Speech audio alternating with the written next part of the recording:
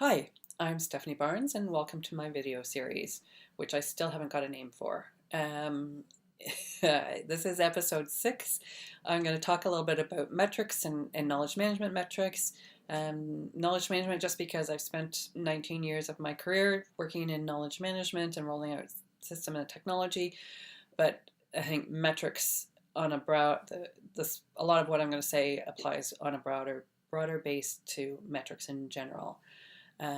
So the first thing I'm going to say about metrics is be careful what you measure, because that's exactly the behavior that you're going to get. So if you're measuring want to incent your sales force to get more new customers, and that's what they're getting rewarded for, that's exactly what you're going to get, which is good, except that they're going to ignore your existing client base and not provide the service and the products and things to them that they need, and you're going to lose your existing client base.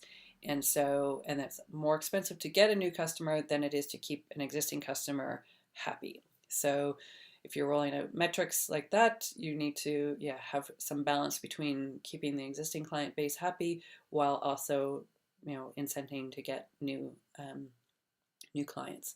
So, and then with knowledge management metrics, there's a lot of them, and then there's not. And I would argue that knowledge management metrics really should be aligned with the business processes and activities of the organization and support them, rather than specifically be about knowledge management. Rather than counting lessons learned or counting the number of people in communities of practice, or counting people that are using the technology that you've rolled out.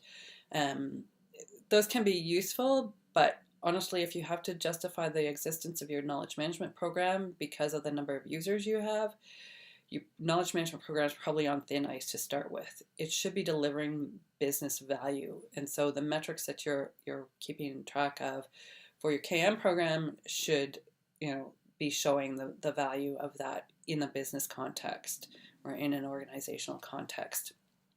So keep that in mind. And as I talked about in the Silver Bullet video, there isn't one right answer to the KM metrics question or to metrics. You have to look at the organization and the goals and the objectives and the vision and all of those things, and figure out where you want to reward and what you want to do, what the behaviors are you're trying to incent. So if you want people to collaborate, for instance, my last video I talked about collaboration. If you want people to collaborate, don't give them a bunch of individual metrics that they need to, that they're being measured on, individual, performance and productivity and things.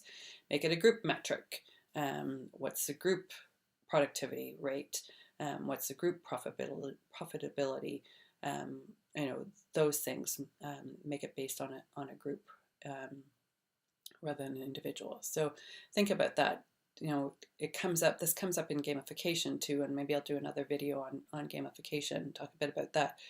But people will game the metrics the same way if you have gamification in your apps, in your portals, in your whatever the apps are that you're using, people will find a way to game it. So be careful how you set that up and what the behaviors are you think you want and what you're actually going to get, and that you're not excluding something at the benefit of another desirable behavior.